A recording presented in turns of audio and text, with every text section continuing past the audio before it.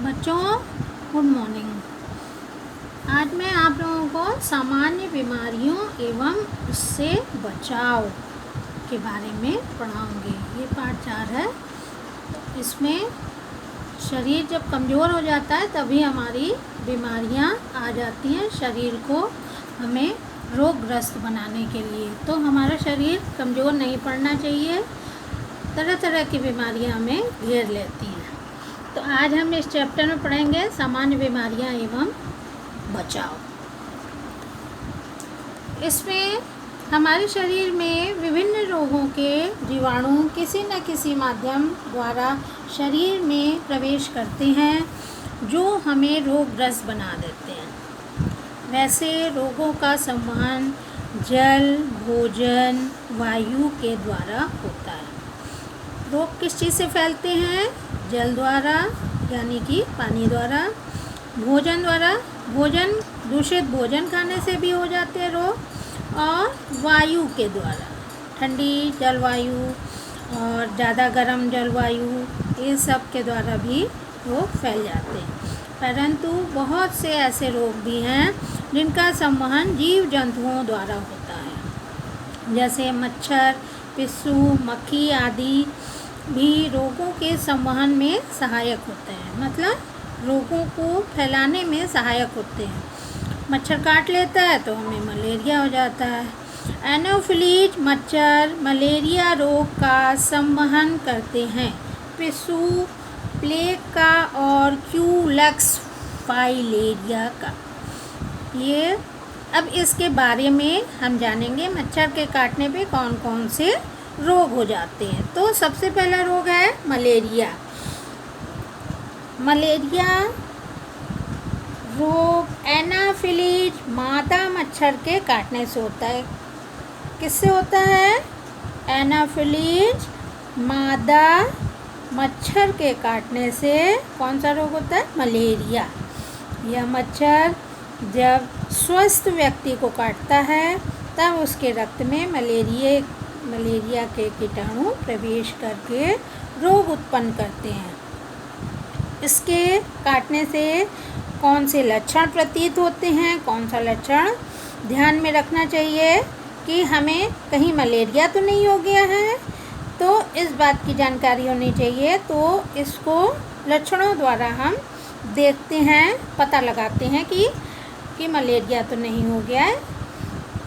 इसमें इस रोग के कई लक्षण प्रकट होते हैं। मलेरिया रोग के कई लक्षण होते हैं, जिसमें सबसे पहले व्यक्ति को ज्वर होता है। ज्वर यानी कि बुखार हो जाता है जो बार बार उतरता और चढ़ता रहता है। बुखार चढ़ते समय बहुत ठंड लगती है, रोगी कांपने लगता है, ठंड के मारे कांपने लगता है और कभी कभी उसका जी मिचलाता है और पित्त का वमन होता है। वमन मतलब उल्टी। जी मिचलाता है, उल्टी करने के लिए उसका मन करने लगता है और पित्त का उसकी उल्टी में पित्त आता है। सिर भी भारी रहता है। जब ज्वर उतरता है तो पसीना आता है और रोगी कमजोरी का अनुभव करता है तथा रक्त की बहुत कमी हो जाती है। मलेरिया से पीड़ित व्यक्ति की देखभाल करते समय हमें निम्नलिखित बातों को ध्यान देना चाहिए। कौन कौन सी बातें हैं? पहला नंबर है मलेरिया के रोगी को पूर्ण विश्राम देना चाहिए, आराम कराना चाहिए पूरी तरह से और कोई काम नहीं कराना चाहिए। दूसरा नंबर है सोते समय मच्छरदानी का प्रयोग करना चाहिए। आप लोग बच्चों मच्छरदानी का प्रयोग करते हैं कि नहीं? यदि नहीं करते हैं तो मच्छरदानी अवश्य लगा के सोया करिए, क्योंकि आजकल मच्छर बहुत हैं। ये काटने से हमें कौन सा रोग हो जाता है? मलेरिया। तो इसलिए मच्छरदानी का प्रयोग आवश्यक है। हल्का और सुपाच्य भोजन लेना चाहिए। तीसरा पॉइंट है हल्का और सुपाच्य भोजन। सुपाच्य मतलब जो आराम से जल्दी से पच जाए। अतिशीघ्र डॉक्टर से संपर्क कर मलेरिया की जांच करा के इलाज कराना चाहिए। मच्छरों से बचने के क्या उपाय हैं बच्चों? मच्छर से हम कैसे बच सकते हैं? मच्छरों का अटैक अधिकतर शाम के समय होता है, कभी कभी दिन में भी होता है, वो डेंगू फैलाने वाले मच्छर होते हैं।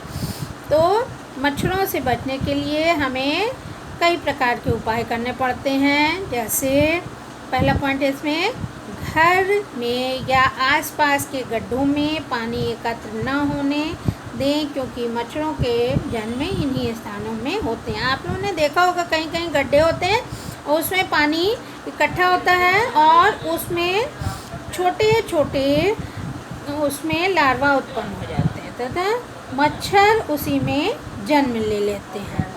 कभी कभी कूड़े के ढेरों में भी मच्छर एकत्र हो जाते हैं, इसलिए वहाँ पे सफाई रखी जाए। तालाबों में जल के ऊपर मच्छर मारने की रासायनिक दवाई छिड़कनी चाहिए, जिससे मच्छर के लावा मर जाएं। मच्छर उत्पन्न ही ना होने पाए, उसके जो लार्वा हैं वो मर जाएं। इसी प्रकार से मच्छरों को बढ़ने से रोका जा सकता है और कमरे में फ्लिट छिड़कने से भी मच्छर मर जाते हैं। रात को सोते समय मच्छरदानी का प्रयोग करने से मच्छरों के काटने से आप बचे रहेंगे। इसके बाद दूसरा है फाइलेरिया। फाइलेरिया रोग क्यूलेक्स जाति के मच्छर काटने से होता है। फाइलेरिया रोग किस जाति के मच्छर काटने से होता है बच्चों? क्यूलेक्स जाति के मच्छर के काटने से होता है। क्यूलेक्स मच्छर कमरे में अंधेरे स्थानों पर एवं गहरे रंग के कपड़ों के पीछे छिपे रहते हैं। रात्रि को उस स्थानों से निकलकर मनुष्य को काटते हैं और उन्हें रोगी बना देते हैं, रोगग्रस्त बना देते हैं। तो ये मच्छर कहाँ छिपे रहते हैं? गहरे काले और अंधेरे वाले स्थानों पर और कपड़ों के पीछे, पर्दों के पीछे ये छिपे रहते हैं, बेड के नीचे छिपे रहते हैं। और जैसे ही कोई व्यक्ति आता है तो उनको खून की सुगंध आ जाती है, तो वो आ जाते हैं तुरंत काटने के लिए। फाइलेरिया रोग के क्या लक्षण हैं, इसके बारे में अब हम चर्चा करेंगे।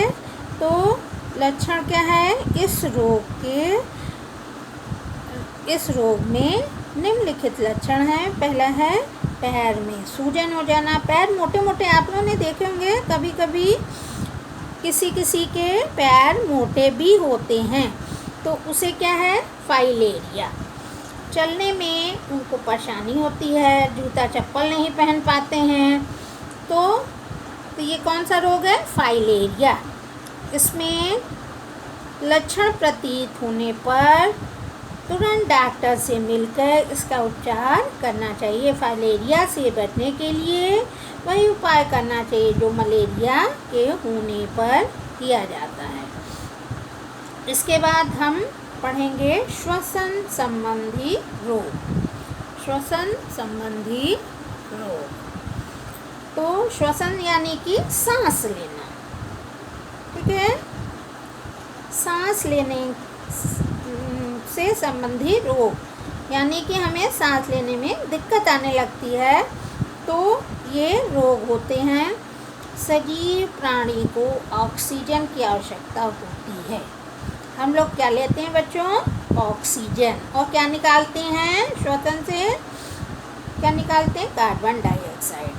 तो यह ऑक्सीजन हमारे शरीर में श्वसन क्रिया के द्वारा प्रवेश करती है। श्वसन मतलब सांस लेना। यदि इस प्रक्रिया में किसी भी प्रकार की बाधा उत्पन्न हो जाती है तो व्यक्ति अनेक प्रकार के रोगों से ग्रसित हो जाता है, जिसमें पहला रोग है जुकाम या इन्फ्लुएंजा। इसको क्या कहते हैं? इन्फ्लुएंजा। ये तो कभी कभी सर्दी होती है, कभी कभी आप बारिश में भीग जाते हैं तब भी जुकाम हो जाता है, और सर्दी लग जाने से भी जुकाम हो जाता है। तो जुकाम के क्यों हो जाता है, इसके क्या है लक्षण, इससे कैसे बचा जा सकता है, इसके बारे में अब हम चर्चा करेंगे। तो प्रायः लोग जुकाम को एक साधारण रोग समझ के टाल देते हैं, परंतु ऐसा नहीं है। ब्रोंकाइटिस, निमोनिया और क्षय जैसे गंभीर रोग भी एक साधारण जुकाम से प्रारंभ हो सकते हैं। इसका क्या कारण है, अब हम इसके बारे में चर्चा करेंगे कि जुकाम किस कारण से होता है। तो बच्चों, मौसम और वातावरण के तापमान में परिवर्तन, जैसे किसी बंद और गर्म स्थान से सहसा खुले और ठंडे स्थान में जाने पर होता है। तो मान लीजिए बाहर बहुत धूप है, आप तुरंत निकल के चले गए बिना ओढ़े हुए, तो आपको धूप से लू भी लग सकती है और सर्द गर्म भी हो सकता है, जुकाम भी हो सकता है। इसके बाद है मुख, नासिका, ग्रीवा में कोई दोष उत्पन्न हो जाना। इसके बाद है धूल, धुआं और रासायनिक पदार्थों से दूषित वायुमंडल, जैसे कल कारखाने आदि से निकला हुआ धुआं इत्यादि द्वारा जुकाम हो सकता है। इसके बाद है शरीर में प्रतिरोधक शक्ति का अभाव होने से व्यक्ति शीघ्र ही जुकाम से पीड़ित हो जाते हैं। प्रतिरोधक शक्ति मतलब हमारे शरीर की जो रोग रोधक क्षमता होती है, तो वो अगर हमारी कम रहेगी तो विभिन्न प्रकार के रोगों से लड़ने की शक्ति हमारे में कम हो जाएगी और हमारे शरीर में रोग अटैक कर लेंगे। तो इसलिए हमें अपने शरीर को स्वस्थ बना के चलना चाहिए। भोजन में विटामिन की कमी, अधिक धूम्रपान मतलब धुआं यानी कि सिगरेट इत्यादि पीने से इस रोग के आक्रमण में ये सहायक होते हैं। इसके बाद लक्षण क्या है, रोग के चिन्ह प्रकट होने का समय 12 से 2 दिन तक होता है, 12 घंटे से 2 दिन होता है। तो सबसे पहले नासिका में भारीपन का अनुभव होता है और फिर छींक, कपकपी लगना, छींकें आती रहती हैं तथा हाथ पैर कांपने लगता है। नासिका और नेत्र की सूजन, नासिका से स्राव और नेत्रों का लाल होना, मस्तिष्क में पीड़ा होना, सिर में दर्द, मस्तिष्क में पीड़ा यानी कि सिर में दर्द होना, ज्वर होना यानी कि बुखार होना इत्यादि लक्षण प्रकट होते हैं। किस चीज़ के, आपके जुकाम के, इन्फ्लुएंजा। इसका क्या उपचार करना चाहिए, इसके बारे में अब हम चर्चा करेंगे। यदि रोग प्रारंभ होते ही सावधानी बरती जाए तो शीघ्र ही मुक्ति मिल सकती है, यानी कि ठीक हो सकता है। और इसके लिए कई आवश्यक बातों पर ध्यान देना आवश्यक है। तो इसमें पहली बातें क्या है, रोगी को चाहिए कि हाथ, मुंह, अपनी नासिका गर्म पानी से साफ कर ले, फिर गर्म चाय या काढ़ा पीकर आराम पूर्वक लेट जाए। दूसरा पॉइंट है, खांसी और छींक आने पर साफ रुमाल को मुंह पर रखकर खांसे और छींके। जब खांसते हैं, छींकते समय आपको रुमाल का प्रयोग करना चाहिए ताकि छींक से दूसरे को भी वो रोग ना हो जाए। हल्का एवं सुपाच्य भोजन लेना चाहिए। रोगी को कैसे भोजन लेना चाहिए, हल्का एवं सुपाच्य, जो जल्दी से पच जाए, जैसे खिचड़ी इत्यादि।